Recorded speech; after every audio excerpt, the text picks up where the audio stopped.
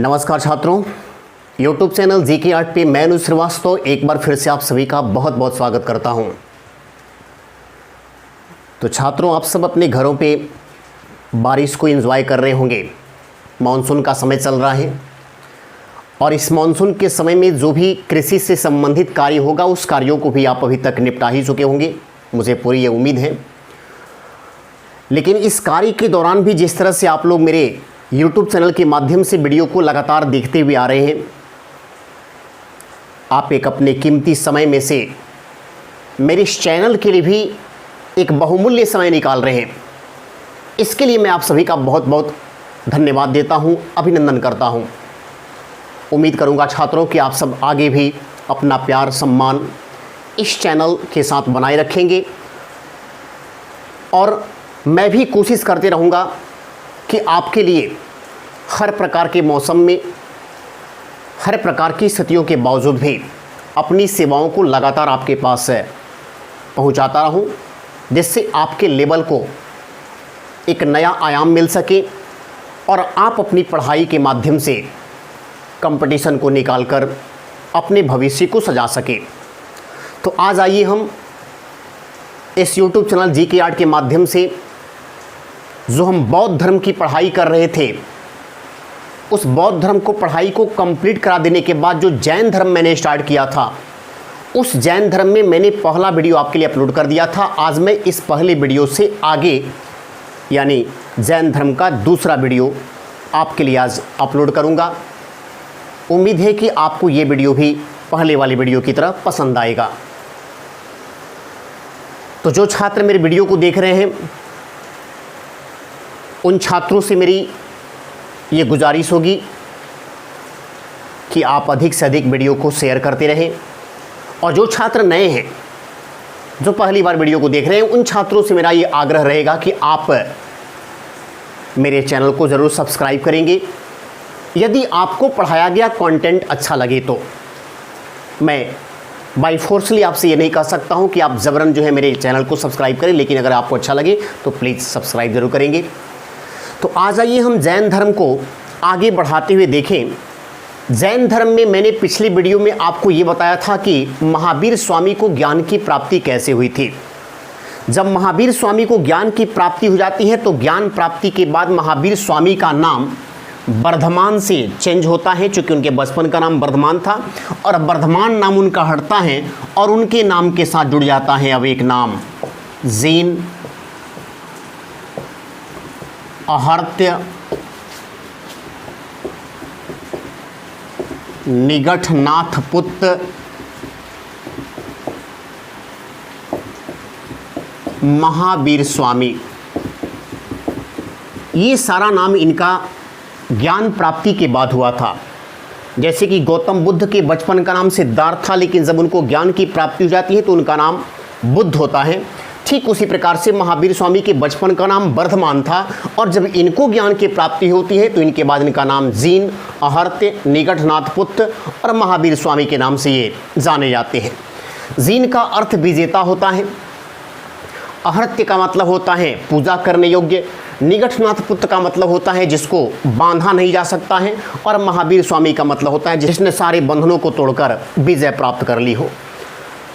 महावीर स्वामी को ज्ञान जब प्राप्त हो जाता है तो अपने ज्ञान को उपदेश के माध्यम से लोगों के पास पहुंचाते हैं और महावीर स्वामी अपना उपदेश किस भाषा में देते हैं, यह क्वेश्चन कई बार पूछा गया है। तो महावीर स्वामी अपना उपदेश देते हैं अर्ध मगधी, जिसको हम प्राकृत भाषा भी कहते हैं। तो ये अपना उपदेश अर्ध मगधी या प्राकृत भाषा में देते हैं, जबकि गौतम बुद्ध अपना उपदेश पाली भाषा में दिए थे। अगर हम महावीर स्वामी के अनुयायियों की बात करें तो महावीर स्वामी के प्रथम शिष्य इनके ही दामाद जामाली बने थे। जामाली अनुजा प्रियदर्शनी के पति थे। अनुजा प्रियदर्शनी महावीर स्वामी की पुत्री थी। इनकी शादी जमाली से हुई थी और अपने दामाद को इन्होंने अपना पहला शिष्य बनाया। जबकि प्रथम शिष्या की अगर बात की जाए कि महावीर स्वामी ने अपना प्रथम शिष्या किसको बनाया, तो इन्होंने बनाया था नरेश दाधिवाहन की पुत्री चंपा को। तो प्रथम शिष्या इनकी चंपा थी और प्रथम शिष्य जमाली थे। इन्होंने अपना उपदेश वैशाली में, श्रावस्ती में, मगध में कई जगहों पर घूम घूम कर दिया। इनके उपदेशों से काफ़ी लोगों पर एक अच्छा प्रभाव पड़ता है और इसके लिए इन्होंने क्या किया था कि अपने शिष्यों को 11 गणधरों में व्यक्त किया था। एक गणधर का मतलब होता है ब्राह्मणों की टोली। तो इन्होंने जो अपना शिष्य बनाया था उन शिष्यों को 11 गणधरों में विभाजित किया था।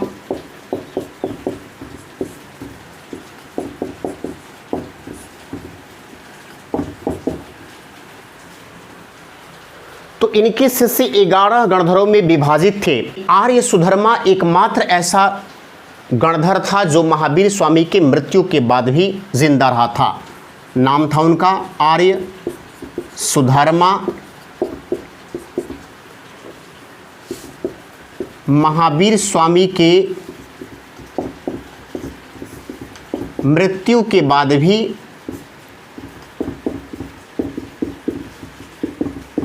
ये जिंदा था। तो ये ध्यान रखिएगा, महावीर स्वामी ने अपने शिष्यों को 11 गणधरों में विभाजित कर दिया था। आर्य सुधर्मा एकमात्र ऐसा गणधर था जो महावीर स्वामी के मृत्यु के बाद भी जिंदा रहा था। अब आइए देखते हैं कि महावीर स्वामी के क्या विचार थे और किसके प्रति उन्होंने किस प्रकार के विचारों को रखा था। अगर हम बौद्ध धर्म और जैन धर्म के बारे में बात करें तो दोनों ही धर्मों के बीच कुछ समानताएं भी हैं और दोनों ही धर्मों के बीच कुछ असमानताएं भी हैं। जैसे अगर हम जैन धर्म के विचारों को देखें तो ईश्वर के प्रति जो विचार था जैन धर्म में महावीर स्वामी का, वह ईश्वर को नहीं मानते थे, इसीलिए महावीर स्वामी को अनीश्वरवादी कहा गया। तो याद रखेंगे, महावीर स्वामी अनीश्वरवादी कहलाते हैं क्योंकि ईश्वर को मान्यता नहीं दिए। ये मूर्ति पूजा के विरोधी थे। ठीक जिस प्रकार से गौतम बुद्ध भी मूर्ति पूजा के विरोधी थे, इसलिए गौतम बुद्ध को भी अनीश्वरवादी ही कहा जाता है। तो बौद्ध धर्म और जैन धर्म दोनों में यहाँ पर समानताएं क्या दिख रही हैं कि दोनों ने मूर्ति पूजा का विरोध किया था। उसके बाद देखें, अगर हम ईश्वर के साथ अगर कहें संसार के बारे में, तो इस संसार का निर्माण प्रकृति ने किया है। यह बात बौद्ध धर्म ने भी माना और यह बात जैन धर्म ने भी माना। तो संसार के बारे में दोनों के विचारों में समानताएं थी।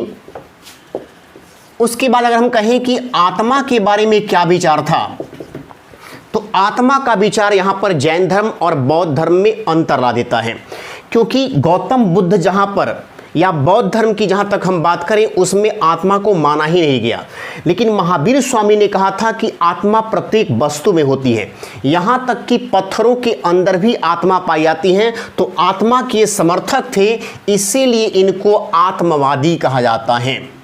ये कहलाते हैं आत्मवादी। आत्मा सभी चीजों में होती है, ये महावीर स्वामी का मानना था, जबकि गौतम बुद्ध इसको मान्यता नहीं देते थे।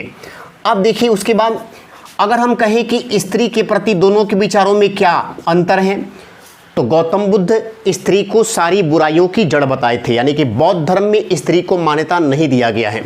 लेकिन महावीर स्वामी का कहना था कि अगर स्त्रियों का साथ न मिले तो निर्वाण की प्राप्ति संभव नहीं है, अर्थात स्त्रियां निर्वाण प्राप्ति में सहायक होती हैं।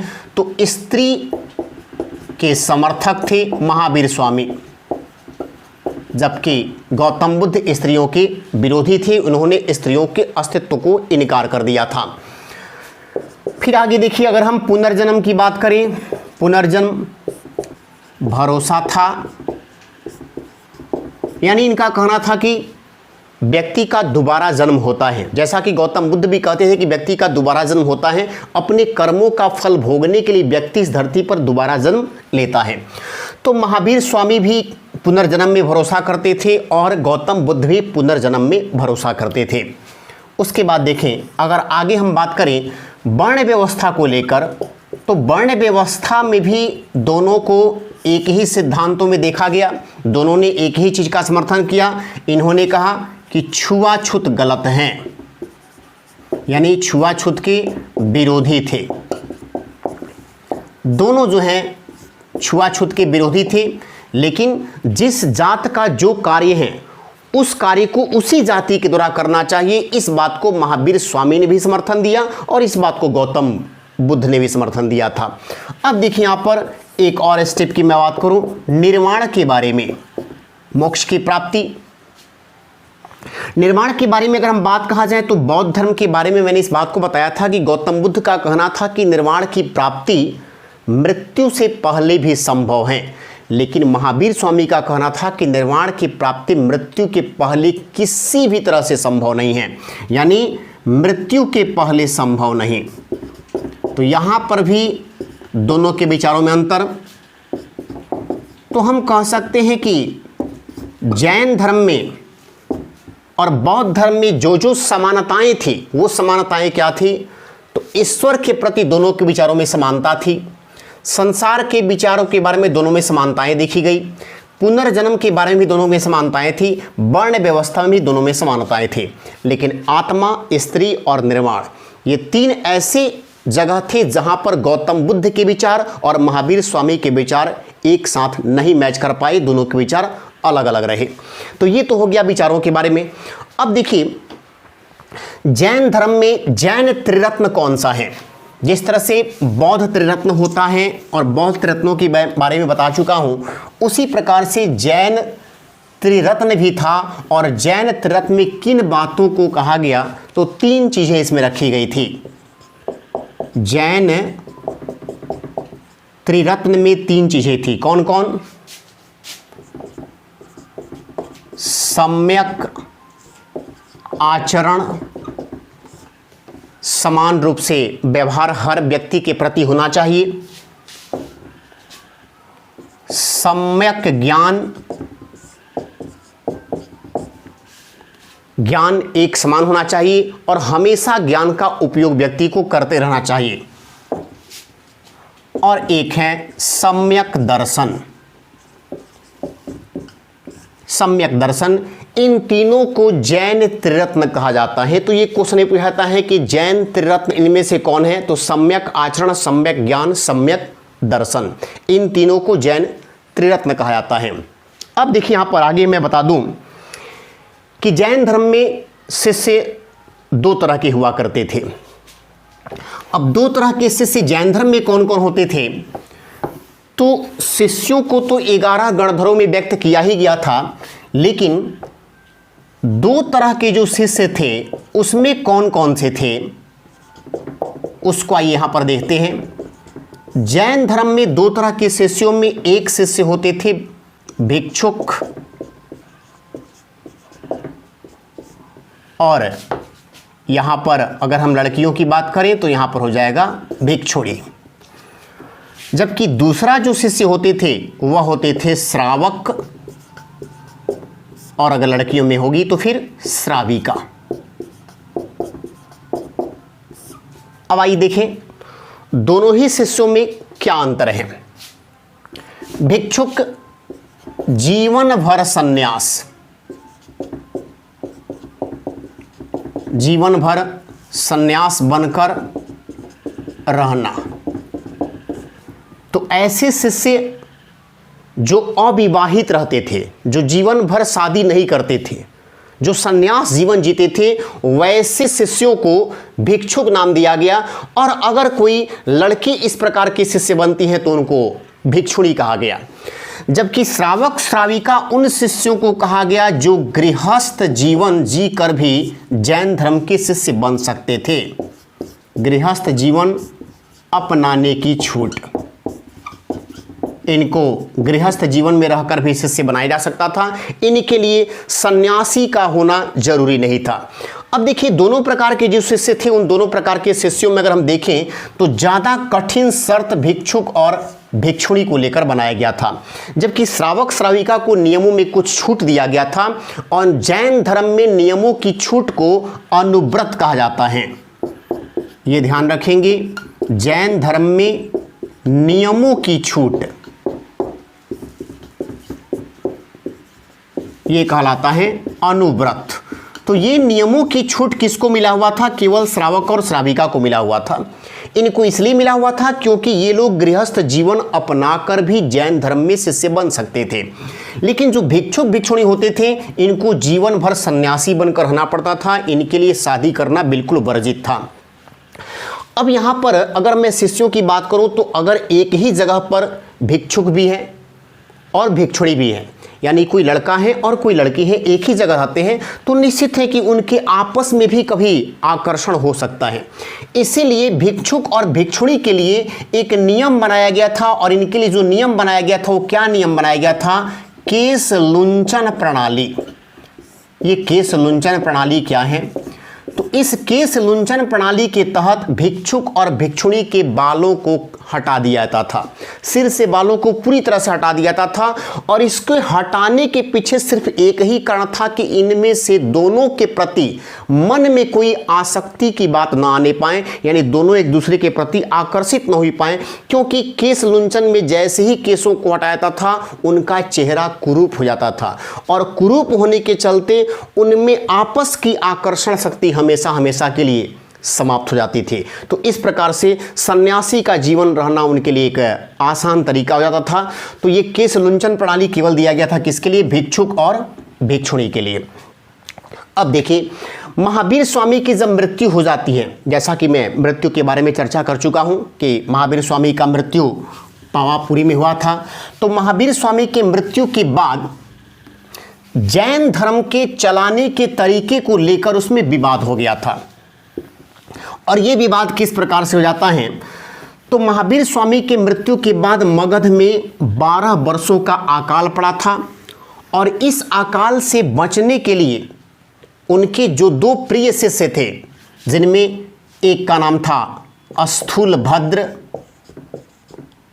और एक का नाम था भद्रबाहु, ये महावीर स्वामी के दो प्रिय शिष्य थे। तो जैसे ही महावीर स्वामी की मृत्यु होती है तो महावीर स्वामी की मृत्यु के बाद मगध में 12 वर्षों का अकाल पड़ा था। और इस अकाल के दौरान जैन धर्म के लोगों के जो अनुयायी थे उनकी मृत्यु न हो, उनके शिष्यों की आकस्मिक मौत न हो जाए, इसीलिए भद्रबाहु अपने शिष्यों को लेकर दक्षिण भारत में कर्नाटक की ओर चले गए थे। और जब कर्नाटक की तरफ चले गए तो इन्होंने अपने शिष्यों को सफ़ेद वस्त्र धारण करने के लिए कह दिया। तो जो इनके शिष्य थे उन्होंने सफ़ेद वस्त्र धारण कर लिया। और वहाँ से जब 12 वर्षों के बाद अकाल की समाप्ति होती है, अकाल समाप्ति के बाद जब भद्रबाहु वापस मगध में आते हैं तो कपड़ा पहनने को लेकर स्थूलभद्र और भद्रबाहु के बीच विवाद उत्पन्न हो जाता है।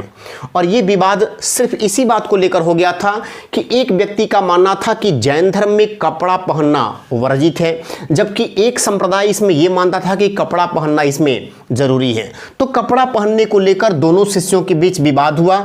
और इसी विवाद का निपटारा करने के लिए 2 जैन संगीति भी बुलाई गई थी। 2 जैन संगीति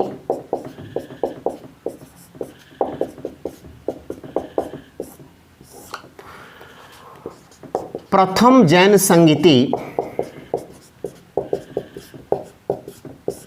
और एक द्वितीय जैन संगीति।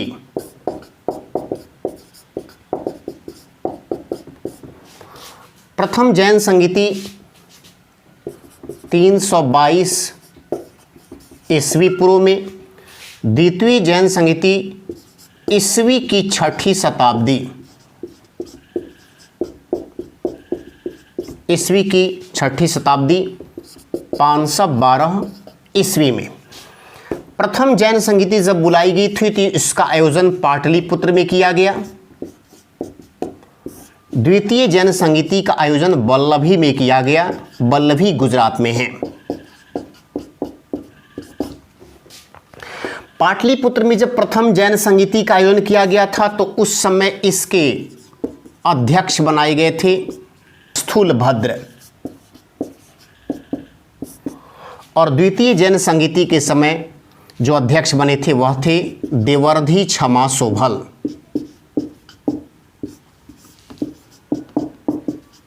दोनों में क्या कार्य हुआ?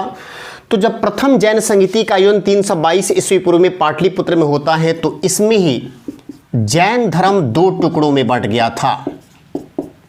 दो टुकड़ों में बंटा।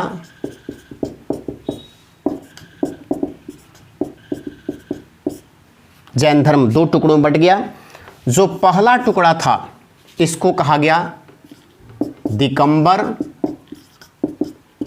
और एक टुकड़ा बना श्वेतांबर। श्वेतांबर वो कहलाए जिन्होंने सफेद वस्त्र को धारण कर लिया, और दिगंबर उनको कहा गया जो निर्वस्त्र रहा करते हैं। तो जैन धर्म में दो प्रकार के शिष्य होते हैं। एक वो शिष्य होते हैं जो वस्त्र धारण नहीं करते हैं, जीवन भर बिना वस्त्र के पैदल पैदल चला करते हैं, और श्वेतांबर उनको कहा गया जिन्होंने सफ़ेद वस्त्र को धारण कर लिया था। तो प्रथम जैन संगीति में जैन धर्म का विभाजन हो गया था। जबकि दूसरे जैन संगीति की बात करें तो इसमें जैन साहित्य को संकलित किया गया। जैन साहित्य को संकलित किया गया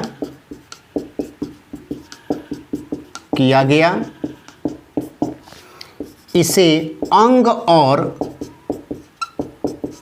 उपांग में बांटा गया।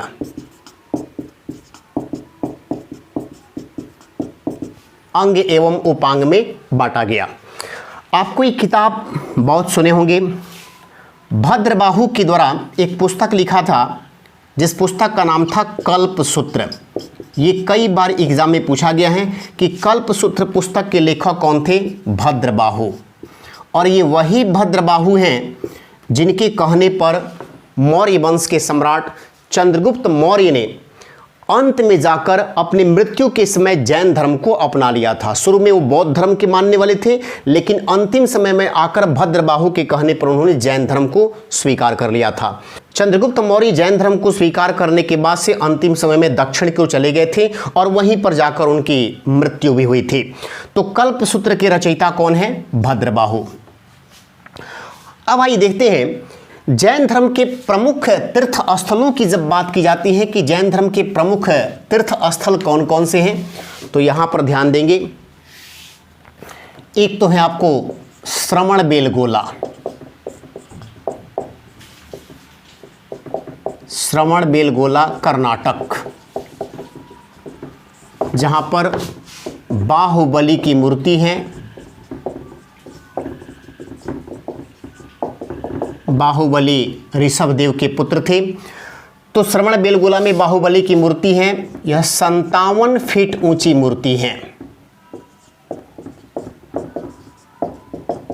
कुछ समय पहले तक तो ये भारत की ही नहीं बल्कि दुनिया की सबसे ऊंची मूर्ति जैन धर्म में हुआ करती थी, लेकिन अब यह सबसे ऊंची मूर्ति नहीं रह गया है। तो बाहुबली की मूर्ति 57 फीट ऊंची मूर्ति है। और इसका निर्माण कार्य अगर देखें तो इसका निर्माण 981 ईस्वी में गंग वंश के मंत्री चामुंड के द्वारा किया गया था। गंग वंश के मंत्री चामुंड ने किया। अब देखिए, अगर हम बात करें कि विश्व की सबसे ऊंची प्रतिमा जैन धर्म में कौन सी है, तो जैन धर्म में विश्व की जो सबसे ऊंची प्रतिमा है वो कुछ समय पहले ही निर्मित किया गया है और उसका निर्माण कार्य उत्तरी महाराष्ट्र जिले में हुआ है। उत्तरी महाराष्ट्र जिला में जैन धर्म के प्रथम तीर्थंकर या संस्थापक ऋषभदेव की मूर्ति, ऋषभदेव की मूर्ति 108 फीट ऊंची, और ये मूर्ति इतनी ऊंची है कि इसको Guinness book of world record में दर्ज किया गया है। जैन धर्म में किसी भी तीर्थंकर की यह सबसे ऊंची मूर्ति है। इससे ऊंची मूर्ति जैन धर्म में कोई भी नहीं है। तो ये कहाँ पर है? उत्तरी महाराष्ट्र जिला में ऋषभदेव की मूर्ति 108 फीट ऊंची है। और एक मूर्ति जो अभी बन रहा है वह ग्वालियर में बन रहा है, मध्य प्रदेश के ग्वालियर में अभी निर्माण कार्य चल रहा है। और इस ग्वालियर में जो ऊंची मूर्ति बन रही है वह जैन धर्म के 24वें तीर्थंकर महावीर स्वामी की मूर्ति बन रही है। और ये महावीर स्वामी की मूर्ति 101 फीट ऊंची मूर्ति बन रही है। तो ये महावीर स्वामी की सबसे ऊंची मूर्ति होगी जब ये बनकर तैयार होगा। इसका निर्माण कार्य वर्तमान में चल रहा है। जैन धर्म की अगर हम बात करें तो जैन धर्म को अंतिम समय में गंग वंश के मंत्रियों के द्वारा संरक्षण प्रदान किया गया था। खजुराहो के जैन मंदिरों का निर्माण भी चंदेल शासकों के द्वारा ही किया गया था। इस जैन धर्म का सबसे प्रसिद्ध उस समय केंद्र मथुरा हुआ करता था। और यह भी क्वेश्चन पूछता है कि मथुरा कला का संबंध किस धर्म से है, तो मथुरा कला का संबंध जैन धर्म से ही है, जबकि गांधार कला का संबंध बौद्ध धर्म से है। गांधार कला और मथुरा कला दोनों ही मूर्ति निर्माण की कला है और इन दोनों कलाओं का संबंध अलग अलग से है। ऐसा कहता है कि बौद्ध धर्म में गौतम बुद्ध की जितनी भी मूर्ति बनी हुई है वो सभी गांधार कला में बनी हुई है, लेकिन जो गौतम बुद्ध की पहली प्रतिमा बनी हुई है उसको मथुरा कला में बनाया गया है, जबकि मथुरा कला का संबंध पूरी तरह से केवल और केवल जैन धर्म से ही संबंधित है। अब आइए थोड़ा सा एक और बात देख लेते हैं जैन धर्म में महावीर स्वामी को लेकर। महावीर स्वामी के द्वारा एक सिद्धांत दिया गया था जिस सिद्धांत को हम कहते हैं अनेकांतवाद का सिद्धांत। अनेकांतवाद का सिद्धांत या इसी को हम नाम देते हैं स्यादवाद का सिद्धांत। स्यादवाद का सिद्धांत या इसी को कहा जाता है सप्तभंगी का सिद्धांत। सप्तभंगी का सिद्धांत। यहां पर तीनों एक ही सिद्धांत है। इस सिद्धांत में 7 बातें हैं, इसलिए इसको सप्तभंगी का सिद्धांत भी कहा जाता है। और इसमें यह कहा गया है कि किसी भी वस्तु के बारे में अंतिम रूप से कुछ भी नहीं कहा जा सकता है। यह सिद्धांत अपने आप में काफ़ी विवादित सिद्धांत है, लेकिन इसमें कहा गया कि किसी भी वस्तु के बारे में हम अंतिम रूप से यह विचार नहीं कर सकते हैं कि मन के अंदर कौन सी चीज़ें चल रही हैं, यानी हम किसी वस्तु के अंतिम निष्कर्ष पर नहीं पहुंच पाते हैं। तो ये बातें जैन धर्म से रिलेटेड रही। अब मैं अगले क्लास में एक अलग वीडियो के साथ आपके सामने फिर से मैं हाजिर हूँगा। तब तक आप मेरे वीडियो को देखते रहें और एंजॉय करते रहें। धन्यवाद।